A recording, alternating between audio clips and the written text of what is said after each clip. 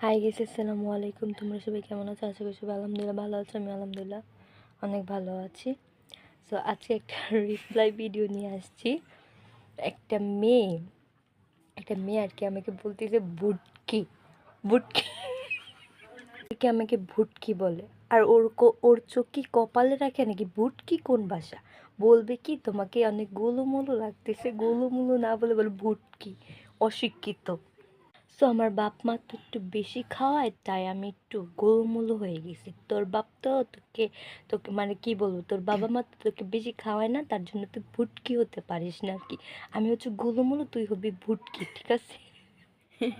আর তোর কি আমাকে দেখে জেলাসি হয় আমি যে গোলমূলো হয়ে গেছি?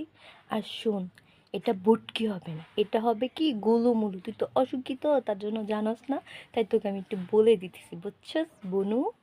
আবার কমেন্ট করিস কি আমরা নাকি দুই ঢঙ্গি।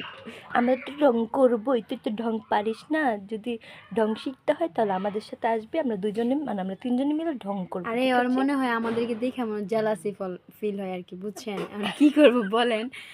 আরে আপু, ধুর। আরে অশিক্ষিত, কি বলবো, তুই কিছু কবি? না থাক, কি মেয়ের আর কি কইয়া লাভ, লাভ নেই।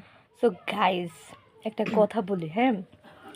আর ওকে আমি বলতেছি, তোর যদি আমারে আর কি মানে ভিডিও যদি ভালো না লাগে তাহলে বোন তুই লাইকও দিস না, তুই কমেন্টও করিস না, তুই দেখিস না, তুই আমার ব্লক করে দে, ঠিক আছে?